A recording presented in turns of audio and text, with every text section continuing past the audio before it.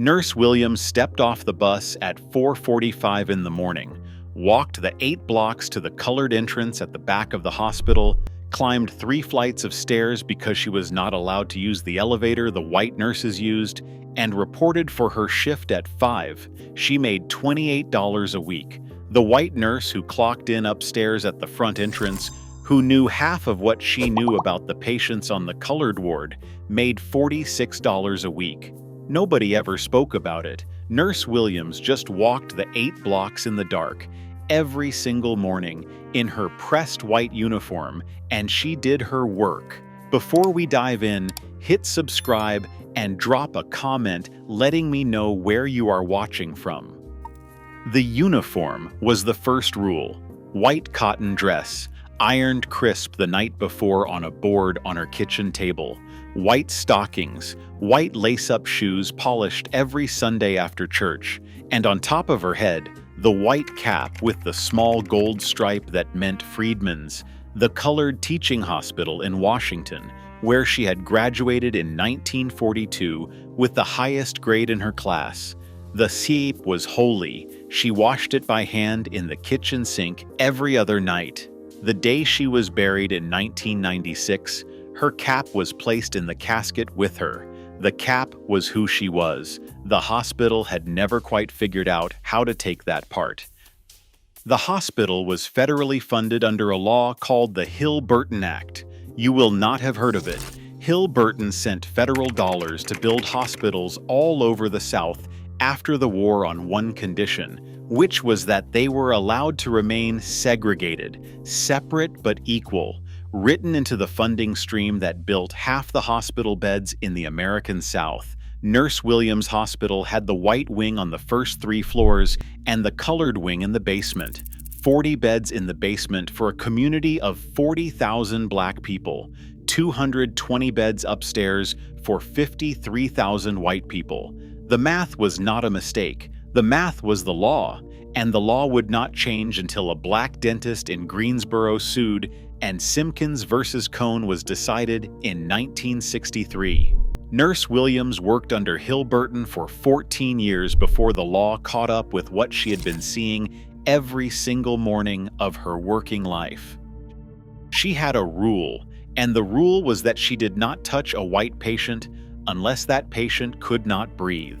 If a white patient needed something at 3 in the morning and there was no white nurse on call, the supervisor would phone down to the basement and ask Nurse Williams to come up. She would climb the 3 flights because she was not allowed to take the elevator, and she would tend to that white patient as well as she would have tended to her own father, and she would walk back down those 3 flights and not, when she was back on her own ward, mention it. The hospital's brass plaque in the lobby listed every nurse who had ever saved a patient's life in that building between 49 and 63. 5 names. Nurse Williams had saved 7. Her name was not on it. The second rule was that she was not, in that hospital, called Nurse Williams. She was called Mary, or she was called Girl. The 18-year-old white nurses fresh out of training were Nurse Patterson and Nurse Holloway. The head nurse of the colored ward, who had been there 26 years, was Lorraine. The patients in the basement called her Nurse Williams because black patients knew. The doctors did not. The supervisors did not. She came when she was called. She kept her face still. And every black mother and grandfather and child she had nursed back to health called her by the name she had earned, the name on the diploma that hung on her own kitchen wall at home. The patients always knew. The patients gave her back the title the hospital had taken away. There were not enough black nurses. The hospital would not hire more, because more black nurses would have meant a larger budget for the colored ward, and a larger budget would have meant the colored ward was equal, and the colored ward was not allowed to be equal. 3 nurses covered 40 beds, 3 shifts a day, and when one was sick, the other 2 stayed. Nurse Williams worked 16-hour shifts twice a week as a matter of routine. The cafeteria did not serve black nurses until 1961, so she brought her lunch in a tin pail and ate it on the back staircase. There was a folding chair in the supply closet on the colored ward, and that was her break room for 31 years. The deepest rule lived in New York. A woman named Mabel Keaton Staupers had spent 38 years fighting to integrate the American Nurses Association, which would not let black nurses join, writing letters, pressuring Eleanor Roosevelt during the war, pushing every door she could find. In 1948, the American Nurses Association voted to admit black members. The head nurse came down the back stairs with a copy of the Pittsburgh Courier and laid it on the nurses' station and did not say a word. The 5 black nurses on shift gathered around the paper and read the headline. They each, in turn, touched the paper with one gloved finger, the way you would touch the cheek of a child who had just been born, and then they went back to work. That night, walking home in the dark, Nurse Williams cried for the entire 8 blocks. She cried for Mabel Staupers, whom she had never met. She cried for her own mother, who had wanted to be a nurse in 1912, and had been told she could not. She cried for every black woman in white shoes who had been called girl when she was actually a healer. She cried for the 8 blocks. Then she washed her face, and in the morning she put her uniform back on. The 5th rule was that she carried the babies. The maternity ward was in the basement because black mothers could not give birth on the White Wing. Some women in the country went to Granny Sutton, the midwife 2 streets over, who had delivered 476 babies in her own front room since 1928. The city mothers came to Nurse Williams. She had no obstetrics degree because the hospital had refused to train her, but she had watched Sister Annette catch 600 babies, and she had learned. She knew the prayer her grandmother had taught her, the one that started with, "Lord, lay your hand on this child," and she said it under her breath at every birth. In 12 years, she had not lost one, not one baby, not one mother. She was 33. She had no children of her own because the rule for black nurses was that you could not, in 1955, be a married woman and stay on staff. So she had stayed single. She had given up the young man she had loved, and she had caught 412 babies in a basement, and she had never told anybody this was the trade she had made. Black nurses in 1955 did not get sick days. They did not get bereavement leave when their own mothers died.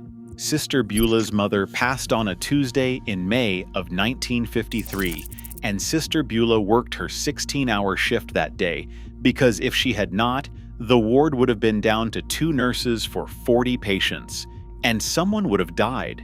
You did not stop. The women who needed you more than your own grief did.